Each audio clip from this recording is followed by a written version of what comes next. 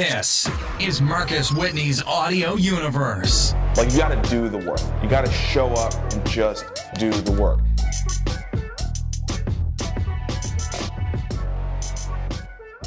What's good? What's good? Happy Monday. Hope y'all doing well. Had a great weekend. Another episode of Marcus Whitney Live. This is going to be a fun one for me. This pandemic has had its share of silver linings, and one of them is a guy who, the only way to really say it is somebody who very early in my awakening to the world of blogs, the world of social media, the world of content creation was absolutely, no question, somebody that I looked up to. And I actually was tweeting with him yesterday, like, when did we meet? And I think it was at a conference that doesn't exist anymore, but this guy, Chris Pirillo, who was a freaking big deal back in the days around all the geek stuff, through this conference called Gnomedex. And it was in Seattle, and there were just an amazing group of people there. Dave Weiner, who created RSS, and I mean, it was a great group. And I think that's where I met our guest, who at this point is pretty synonymous with building trust online through authentic communication. And so I guess with no further ado, I'll just introduce my guest for the day, the one and only Chris Brogan. Chris, what's up, man? Goodness, there's only one. That's all I thought when you said that. How are you? I'm great, man. I'm great. I'm so happy to have you on the show. And I want to jump in and ask you, first and foremost, in 2007, you were a community manager at the time? That sounds about right. I think I was helping with Network 2, which is one of Jeff Pulver's projects. So okay.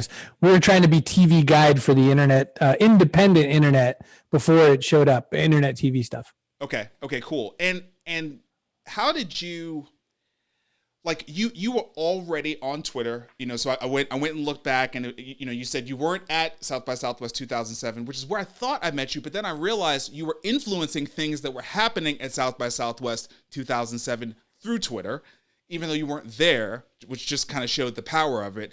How did you first come to understand the power of social communication and the internet-based technology? So we got to go back even further. We have to go back to like early mid 80s. And I'm a kid in Augusta, Maine, the capital of Maine. What you have to know about Augusta, Maine is the only thing there are like legal things and medical things. It's like the most boring capital city in the human universe. It is not rural enough to be country, so your country friends can tease you. It is absolutely not city enough to have any kind of urban skill.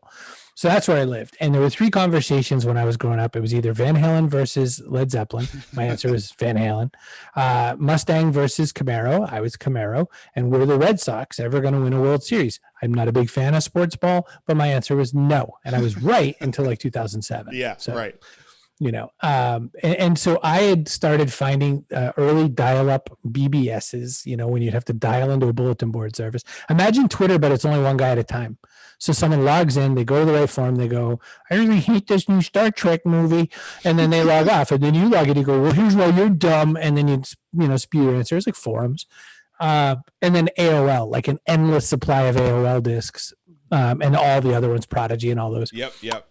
So I knew way back then this one thing, which was I could talk about what I wanted to talk about, which was, you know, could Superman beat the Hulk and why, much more so than I had to talk about what was locally of interest. Because, you know, look at where all of us grew up. We don't want to hang out with our local friends. And not everyone grew up in Manhattan or Paris, right? So the whole rest of the planet was kind of a little left out of the cool conversation club, and I wanted to make my own. And that's how I got here. It's really dumb if you think about it. It's not an interesting way to get here when everyone else wants to create world-changing technology, and I just wanted better phone calls. Well, so I guess the communication is one thing, but then I think the first thing I knew about you was you were a prolific blogger. You're probably one of the first prolific bloggers I ever knew. Like somebody who was every day there was like a new post, right? This is before I'm not saying it's before Seth Godin was doing it, but it's before I knew Seth Godin was doing it. You were in a very, very short list of people who were prolific bloggers. Where did this understanding of publishing regularly as was it therapeutic for you, or was it like you knew that showing up every single day, just like the newspapers did, just like TV did, was part of what would grow your audience? Did you know that back then? Not exactly, but let me say that like right up until the morning of September 11th, 2001, I was really into fiction writing. And two things were really true about that. One, I was very bad. And two is I paid no attention to all the submission guidelines of every magazine I tried to submit to. So not only was I sending them bad fiction, but I was sending fiction they would never publish in a billion years. Mm-hmm. And so naturally, every rejection letter I got, I was like, you're bad people, and clearly you don't see my brilliance, as I totally thwart everything that I should do to be better at my job. And so I found out some way or another that you could make these things called weblogs, but they didn't exist yet. Yeah. So I started in 1998 when they called it journaling. Yeah. I was on like Angel Fire or any of those other ones that were popular back then. And some of those don't even exist in the Wayback Machine anymore because it wasn't tied to my domain name. I just took whatever, blank.angelfire.com, like, vampire killer 12.angelfire.com. So, and I just started writing. And I always tell people this, and they always like, oh, that's totally true. It took me 8 years to get my first 100 readers because I was that bad. Oh, man. What changed was that I started writing for other people, not myself. I started writing nonfiction, which probably helped, which I wrote about. I started with productivity. That was kind of my first big breakthroughs in 2005. Okay. So there's lifehacker.com, which was the name brand. Yeah. And then there was lifehack.org, which was kind of the Is Pepsi okay? Yeah. And so I wrote for the other one. And it was because the guy, I read it religiously. And the guy said, which is what I should have done with fiction, but not worth talking about. He goes, I'm going on vacation. Who wants to guest write? I'm like, give me your blog. He's like, okay. And I wrote, and I immediately started a whole different kind of blog post than the other ones. The other ones were like, why David Allen is wrong with GTD. And I would write, my mom has a great recipe and I think it will help your business. And so everything I wrote wasn't about some software. Everything I wrote wasn't about some productivity tip. It was very human touching. And so I started developing a little audience that wasn't his audience. And I let him sort of pay me in links. I would link people back to chrisbrogan.com where I would just keep going and keep going. This is the longest answer, but it gets you to the real answer. This is good. I figured it out in 2005 from starting in 98 because I'm that bad a learner, that if I convinced people that I was writing for them and I could be helpful and I could give everybody every secret, every idea I had as I had it, I would do better at developing and growing a community that I could serve. I never tried to build an audience. I tried to build a community. And the difference is, and I say this a lot, the difference between audience and community is which way we face the chairs. Mm-hmm. And that's always been the thing that turned me on. I never wanted an audience. I always wanted to be David Lee Roth, but I never wanted the audience. I wanted that many more friends. Yeah, that's very, very consistent with writing style is not the right way to say it, but what comes across when someone reads something you've written, right? You are constantly trying to make it one thing about you. When you're putting your time into a product, and I would even call it like down to a blog post, a newsletter, you always communicate that you respect the time that someone else would take to consume, read, watch, learn from you, right? And that's not always something you see prolific writers or content creators doing, right? Respecting the fact that, but you do it, I would say explicitly, like you actually like say it, like you like what did you find early on that just being straight up about it somehow was the easy way to go about it, to keep yourself honest and also like to just signal to people, hey, I know you could be a million different places right now, but you're here with me, and I appreciate that, kind of in Jay-Z. We know there's a lot of airlines you could fly right now, but you chose Delta. Yeah. So yeah, Jay-Z for sure. So yeah, there's someone asked me, well, a lot of times people ask me, how do you be authentic? I said, well, step one is just do the thing. Right. Right. Like people mistake authenticity. I heard this said about integrity. but I'm going to steal it for authenticity. People mistake authenticity or integrity with something noble, but what it really means is I am exactly who I say I am. Mm-hmm. So someone will say, wow, you're kind of grumpy. And I say, yes, I am. And they'll be like, sometimes you could be really, off-putting. Yes, I can. Boy, you say some inappropriate stuff sometimes. Yes, I do. Yeah. Right? That's the only difference. And so I always say it's because I'm not smart enough. I always say that I don't know how to be somebody else, but I don't want to be. And part of what I've always tried to convey, to your point about appreciating people's time and all that, respecting their time, is everything takes work.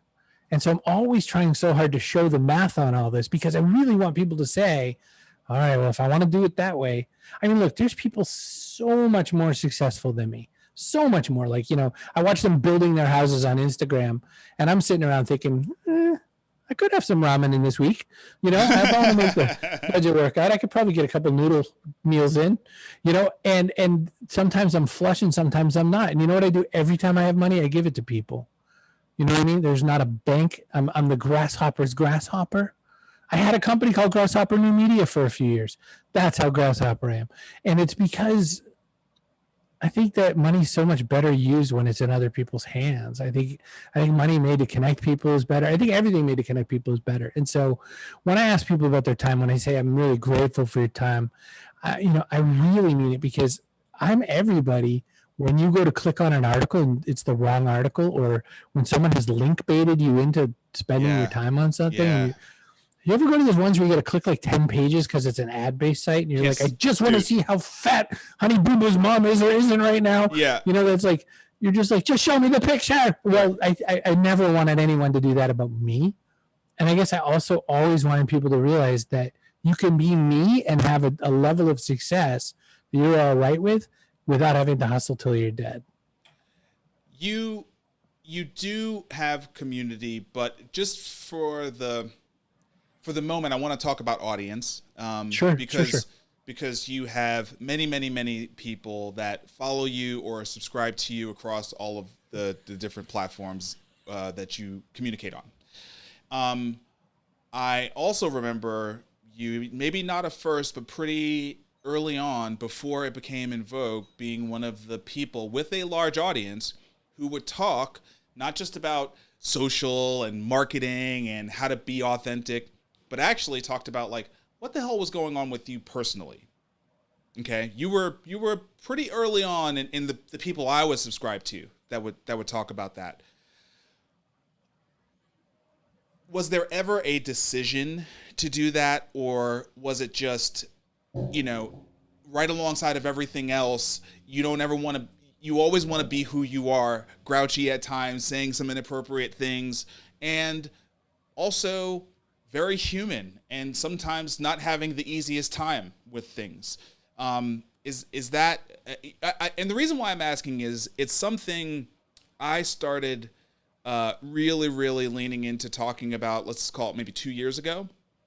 And of all the things that I do, it gets the biggest visceral emotional response from people, right? Of all the things, right? I just did a talk with Chris Do on the future, and the talk was about like the eight core concepts in my book about business, right? So I start there, and then Chris starts winding me down the road of talking about like personal stuff, and I'm talking about sobriety, and I'm talking about like the first racist encounter I had when I was 10 years old, and all this kind of stuff, right?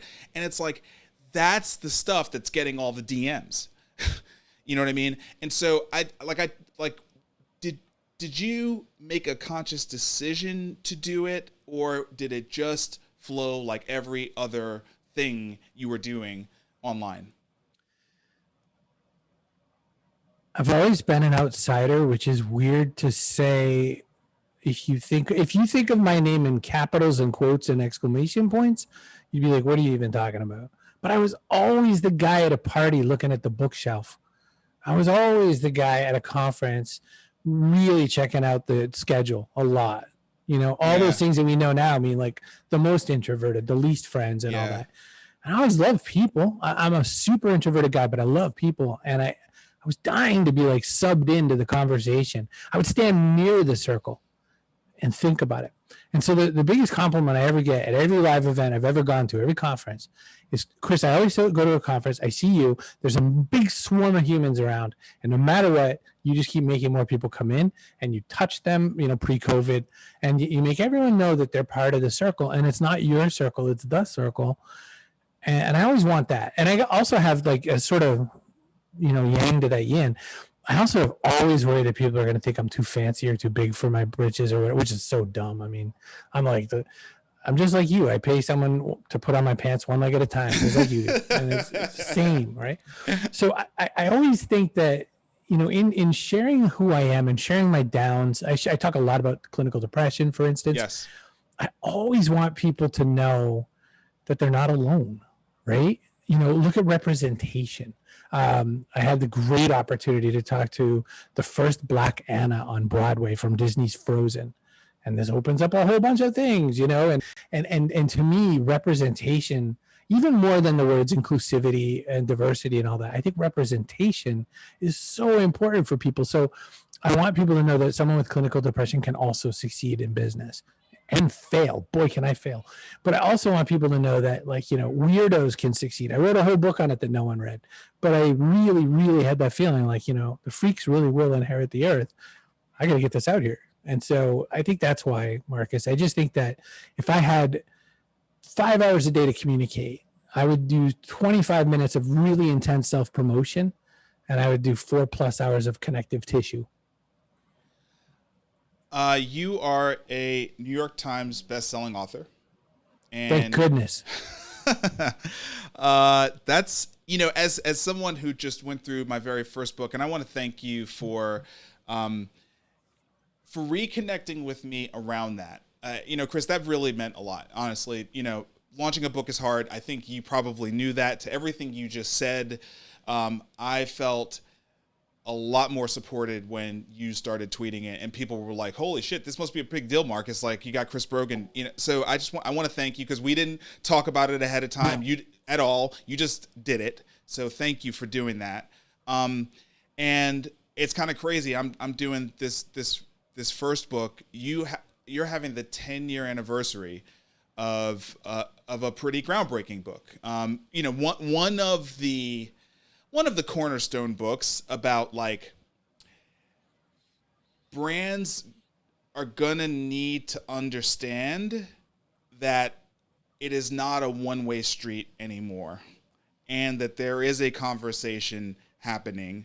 There was Clue Train, right? Which was very sort of groundwork, foundational. It was a manifesto, right?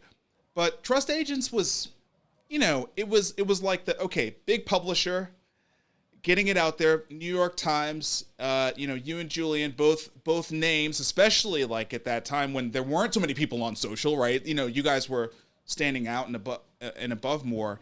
How does it feel to now be 10 years out from that moment? Because this was a really big book. It was, and hey, look, a plug. Oh, hey, listen, just so you know, 10th anniversary. Just so you know, it's on the screen right now. I'm I didn't know. I'm plugging it. I'm plugging it, baby. I just get to look at your handsome head. That's all I get. That's right. That's all you get. It's good looking. Thank goodness. Oh, thanks, man. What a letdown. All right. So first off, the 10-year thing is it's a little weird for me in a lot of ways. I mean, I'm 50 years old, so that tells you something. I'm exactly half a century. There was a Twitter user, his name is Final Level. I guess he had a pretty famous career in rap, decided he was going to do some rock stuff as well. And he had this one song called OG, Original Gangsta, and Ice-T, of course. Yeah. So I was like mentioning about his Twitter name, which has nothing to do with him. No, because I'm sitting here like Final Level. I know I've seen that before. Who's Final Level? Yeah. It's Ice-T. So I would have gone with his name, but I figured I'd mix it up. So called an OG a lot has been weird because there's a negative connotation. Like, remember when you knew things? And I still feel like, no, I'm still pertinent. Yeah. And then on the other side of it, I don't have purple hair. So, and I'm also not in my 20s. But, it ties to your point about Clue Train versus Trust Agents, which we never thought of as verses, but let's pretend. Yeah. Let's pretend it's a book battle. Right. Theirs was like a bunch of theorists and science guys and kind of philosophically grounded stuff. Ours was like, hey, look, General Motors. Hey, look, Southwest Air, like this. And you know, we had a lot of great examples of that. And I just was saying, well, this is what this is why your question's so good. You said, you know, you're always kind of connecting people, right? Well, what I wrote that book for was because there were so few Lionel Menchaca at Dell's, and there were so few Frank at Comcast Cares, you know, Frank Eliason. There were so few of these people, and I wanted a book to say, this is a real job, and real companies should have it. So we published that book to say, bring this to your boss, get you that job at your company. That's what we did it for. You know, we didn't know it was going to win any awards. We won all the awards, by the way. That one book won all the awards. I've won none since, but you know, I'll take it. Yeah. Well, I mean, I think that's the point, right? Is in 2020, if I want customer service, I go to Twitter. Yes. The support form on the website is a black hole of nothingness. It's only when I tweet at whatever brand that within 2 minutes I get a DM, or you know, I get a response saying please DM, and then I'm having a conversation with somebody. Absolutely. And so like you have to know trust agents and that daily reality of like for all of us as consumers, those things are connected. There's no question those things are connected. So, you know, for anyone to ever have one piece of work that is that meaningful, it's pretty impactful, man. I mean, look, I want all the hits, all of them. I want to have written 1999 and When Doves Cry, right, and Kiss. I want them all, but you know, I'll just take the one. I could be a one-hit wonder. It's okay. Look, it's a lot of people don't even get the one. A lot of people don't even get the one, but I don't think you're a one-hit wonder. And, you know, you were talking about still being relevant, and that's a really good segue for us to talk about the backpack. Okay. Obviously near and dear to my heart. What are we doing right now? A live show that, you know, I'm doing Monday through Friday. I've been on the backpack. It was a great experience. And I remember when I was on the show, and you tell me if I'm wrong, but it felt like you were in that period where you were really starting to think about it as, I don't think this is just something I'm like logging on and doing. I think this is a real thing. And since then, I've noticed like all of your, not your Twitter handles haven't changed, but like, you know, your name on all the platforms, it's Chris Brogan, the backpack, you know, so it's a real thing. Like talk about the backpack, what it is. I know it's a business show, but you know, let's talk about what it is. And then why of all the things you could be doing right now, is this the thing that I see you most leaning into? Weirdest angle ever, which is to say that this is not a financial art idea in any sense. Love it. I got a little bit of revenue now. I have one whole sponsor for $500 a month. I have another one coming in at $500 a month. I have another one after that. Once I get some good numbers, I'm going up with those sponsorships, right? But sponsorship is not how you make a show. I'm saying this to tell Marcus viewers, don't get into this game because you think you're going to make bank. Right. You do not make bank. Right. Yet. What I am doing, though, is we have the coolest roster of guests in the whole wide world. And we're just upping our game on production every time. And so I'm ready, you know. I'm ready for like a Between Two Ferns or something where someone all of a sudden you're like, President Obama's on Between Two Ferns. What is this? Right? I'm waiting. Not for this president, but 3 or so presidents from now, I'm going to be really happy again, and it'll be great. So that, number one, no money. Number two, I started it on the very first day of coronavirus shutting down the planet. You know, the minute I realized I wasn't going to be speaking anywhere, I thought, I love being able to speak. I don't have any stages. I'm going to make a video show. And I just called it Point of Contact. And I would kind of show up sometimes, and my mom and dad were waking up. They're 7 a.m. to go to my show, which is my 10 a.m. And my mom said, look, you better show up because we're waking up for this. You better be there every day. Wow. And I was like, mom's making pocket change. I think I was like right in the pocket. Yeah. So, and the idea with Ketchup, it's the same show. No one knows that. It was the same show. Ketchup was basically catching up with people I know and like. You know, I just want to reconnect with you. I like you. So yours was around your book. And I was like, this is a great time to catch up. Yeah. Backpack shows, because the next book I'm writing is called The Backpack, at least ostensibly. I've said 3 different titles to 3 different interviews over a year. It's just not coming out of me the way it should. And so now I'm in this weird, anyway, I'll just keep writing and I'm going to make this show. The show is kind of much more exciting to me right now. So it's the shiny car in the driveway.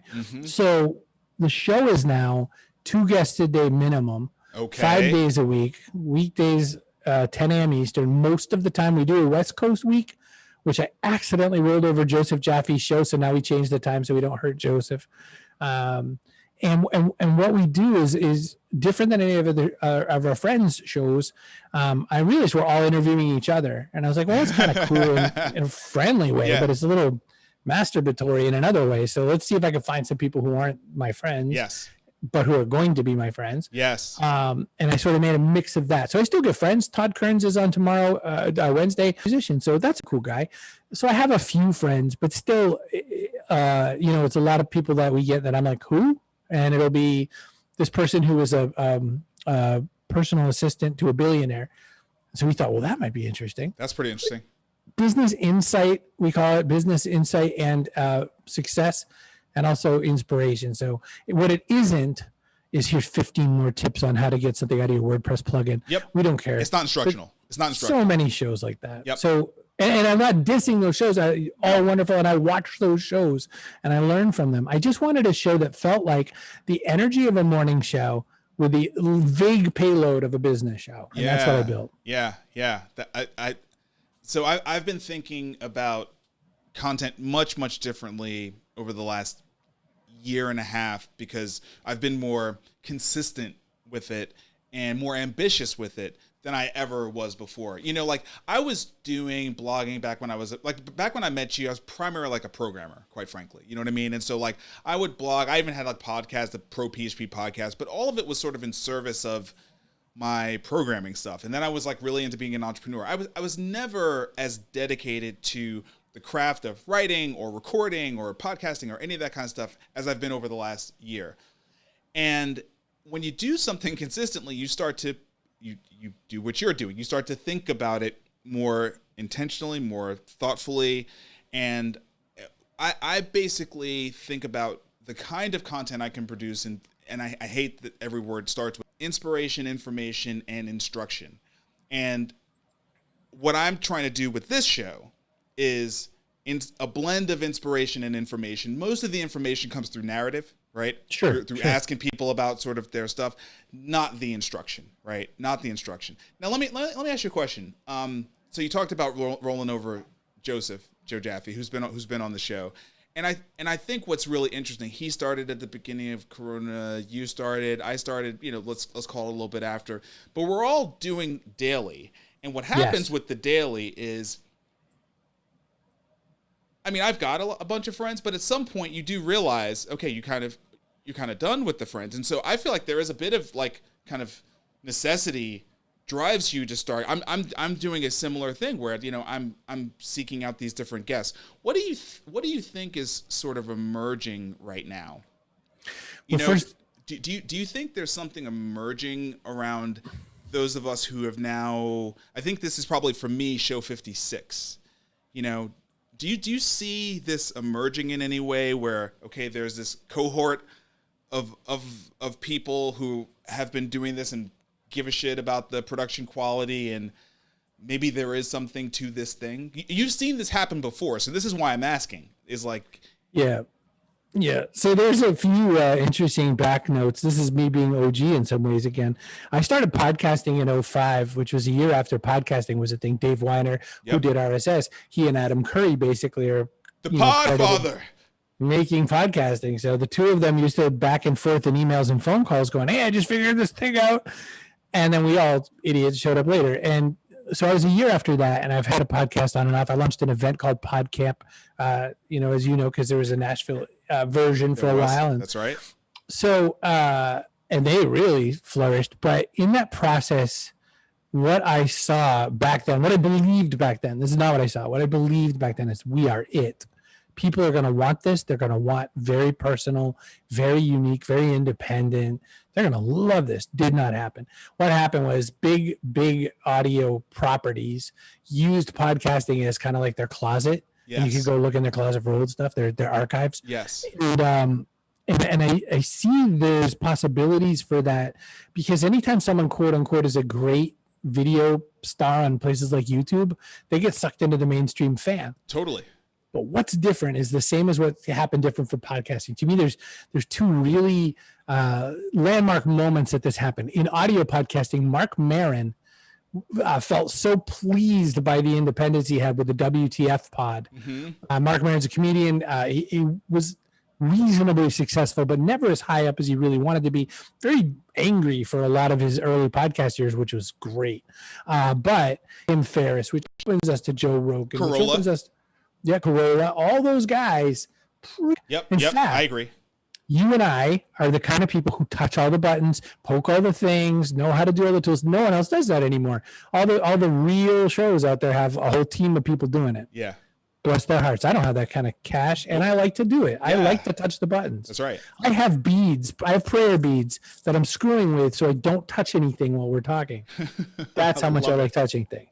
So behind the scenes for people watching the show.